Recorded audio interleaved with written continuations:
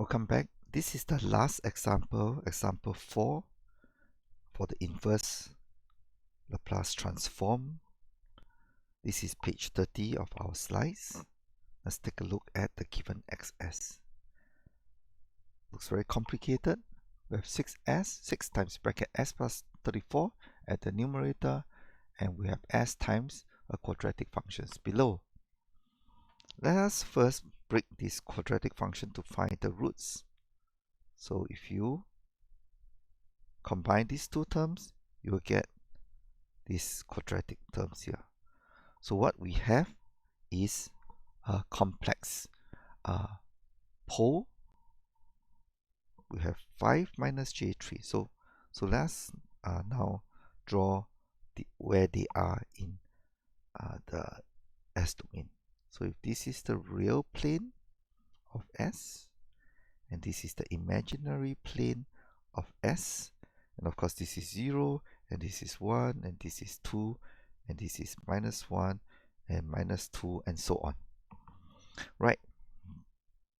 Let's ignore this first, and let's call this at minus 5. This is plus 5.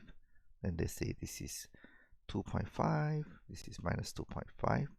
And let's say this is 3j, and this is minus 3j. Okay. So we have this as the real line, this as the imaginary line. Let us find where is this guy.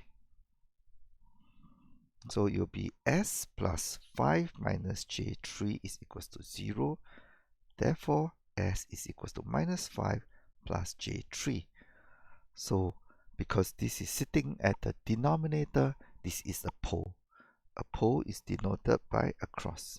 So at minus 5 plus j3, I'm going to draw a green cross for you here. So this is the green cross. Now I'll draw for you the purple cross.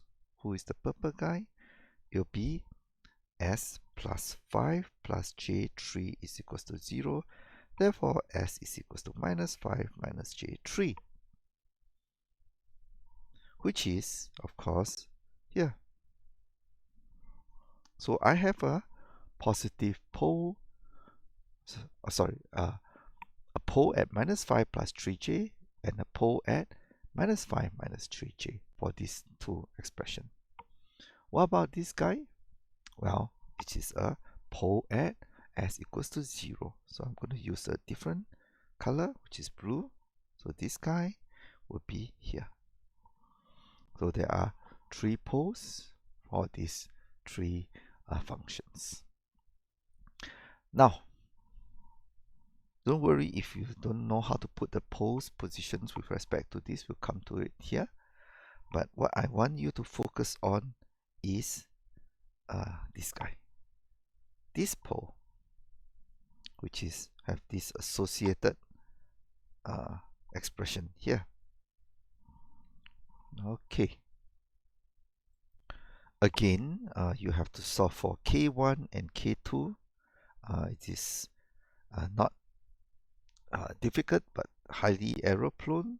So the answer for K1 is 6. For K2 is a complex number. Right, so now we have K2. Let's focus on the K2 first. We have minus 3 plus J4. Where is minus 3 plus J4? Let's again draw another complex plane. And where is minus 3? So minus 1, minus 2, minus 3. So it's minus 1, minus 2, minus 3. Where is plus J4? 1, 2, 3, 4.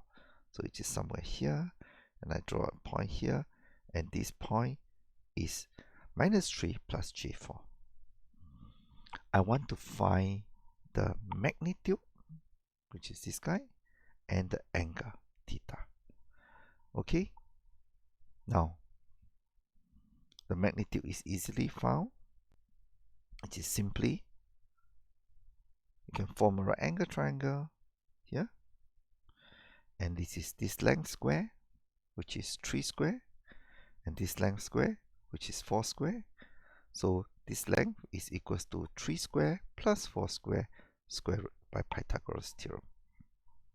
Okay, so the answer is 5. Let's try to find theta. So theta is here. Theta is the angle of the vector anti-clockwise from the real line. So this is the real line. Anti-clockwise is from this real line to the vector. So this is theta. But well, how can we solve this? Let's solve for another angle first. Let's call this angle gamma. Tangent gamma equals to opposite, which is 4, adjacent, which is 3. Therefore, gamma equals to arctangent of 4 over 3. And then in radian, it is this value here, 0.927 radian. Alright, but we are interested not in gamma, we are interested in theta. Therefore, theta is equals to pi, because we are interested, pi is here. So it's pi minus gamma, which is 3.1416 minus 0.927, and the answer is 2.214 degrees. 214 radian.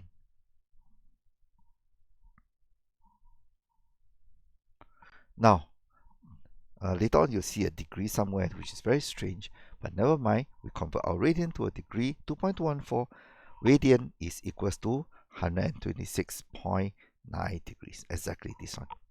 Okay, so we have found theta, and we have found the length, which is 5.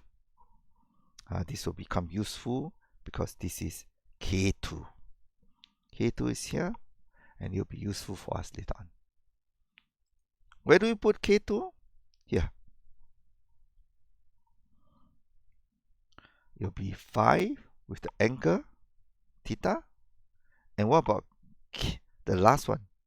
You realize that the last one, K2 conjugate, it is because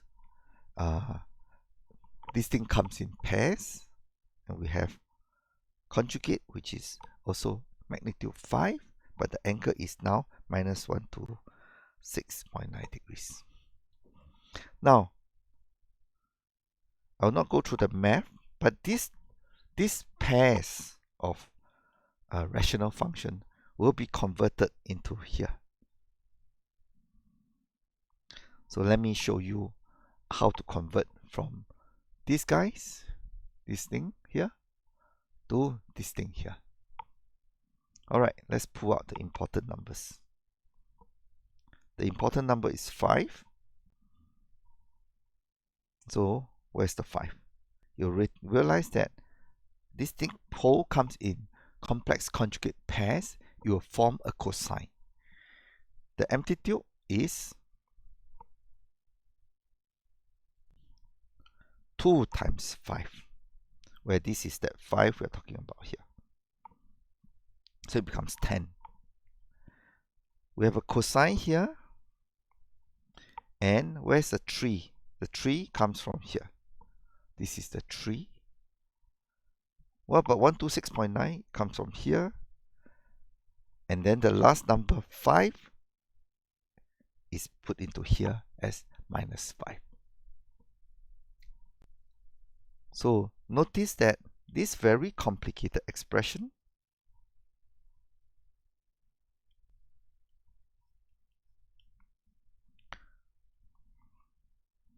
which actually have 4 important numbers, the magnitude and the phase is put into here.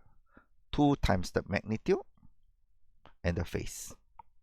What about the other 2 interesting numbers? 5 and J3. 5 is put here as E minus 5t, and J3 is put here, 3t, the frequency of the cosine. So please learn this, and in another tutorial or in other lectures, I will derive why this is so. But here, just recognize that this is how we put our terms into the expression here. Alright, I forgot about K1 over S. K1 over S is 6 over S. The inverse Laplace transform of 6 over S is 6 ut. So the final answer is this 6 plus our cosine multiplied by ut. Okay, thank you.